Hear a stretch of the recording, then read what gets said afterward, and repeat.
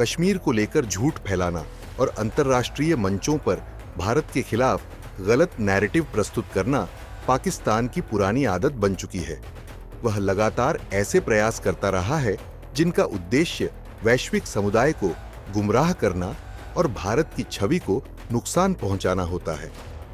तुर्की में हाल ही में इस्लामिक सहयोग संगठन ओआईसी के विदेश मंत्रियों की बैठक में भी पाकिस्तान ने ओआईसी का उपयोग करके कश्मीर मुद्दे को लेकर भारत के आंतरिक मामलों में अनुचित हस्तक्षेप करवाने की कोशिश की। ओआईसी देशों ने भी कश्मीर मुद्दे पर पाकिस्तान के पक्ष को दोहराते हुए कहा था, हम संयुक्त राष्ट्र सुरक्षा परिषद के प्रस्तावों, कश्मीरी लोगों की इच्छाओं के अनुरूप कश्मीर के लोगों के लिए आत्मनिर्णय के अधिकार का समर्थन करते हैं।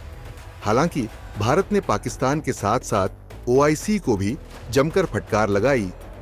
भारत ने स्पष्ट रूप से कहा है कि ओआईसी के पास इस मामले में टिप्पणी करने का कोई अधिकार नहीं है। ओआईसी पाकिस्तान के प्रभाव में आकर कश्मीर को लेकर उसके बारे में अनुचित और तथ्यात्मक रूप से गलत बयान दे रहा है।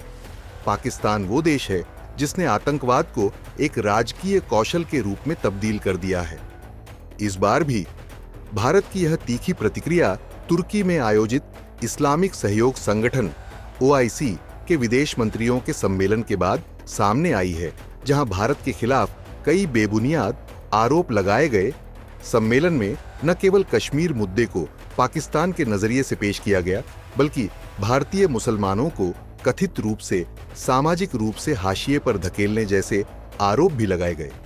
इसके अलावा ओआईसी ने भारत और पाकिस्तान के बीच सिंधु जल संधि सहित सभी द्विपक्षीय समझौतों के सख्त पालन की बात कही और लंबित मुद्दों के शांतिपूर्ण समाधान के लिए व्यापक संवाद की वकालत की।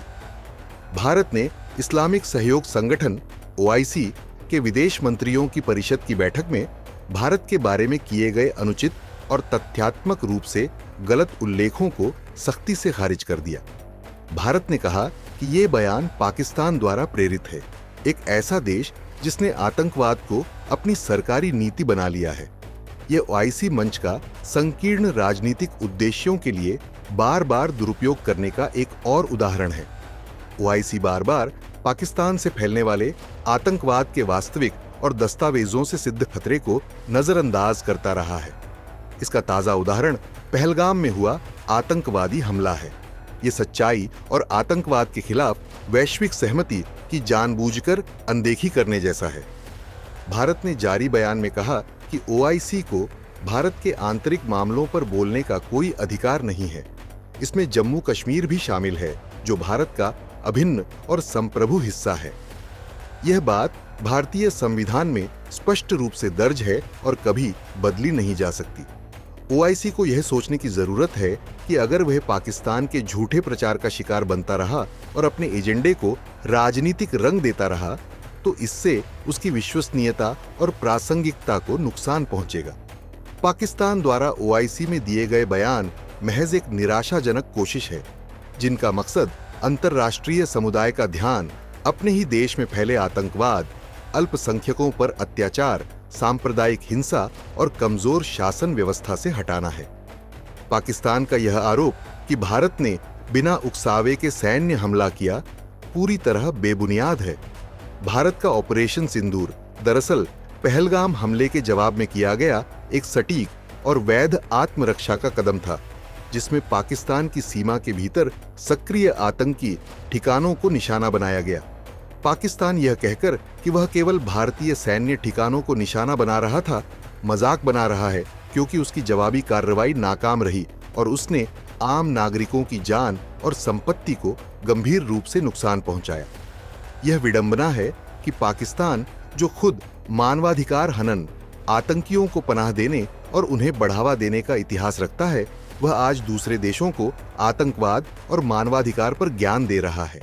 ये साफ है कि पाकिस्तान का यह तरीका न केवल भारत के खिलाफ झूठ फैलाने का प्रयास है, बल्कि वैश्विक स्तर पर शांति और स्थिरता के लिए भी खतरा है। विश्व समुदाय अब इस रणनीति को समझने लगा है और भारत की संवैधानिक एकता और संप्रभुता को सम्मान देता है। ऐसे में ओआईसी को चाहिए कि वह पाकिस्तान के इस दुरुपयोग से खुद को अलग करे और आतंकवाद व अन्य गंभीर मुद्दों पर निष्पक्ष और संतुलित रुख अपनाए। खैर, पाकिस्तान चाहे ओआईसी का साथ मांगे या फिर किसी और देश का, भारत अकेला ही काफी है। भारत की ताकत उसकी लोकतांत्रिक व्यवस्था, मजबूत संवैधानिक ढांचा, सशक्त सैन्य शक्ति और करोड़ों देशवासियों की एकता में निहित है।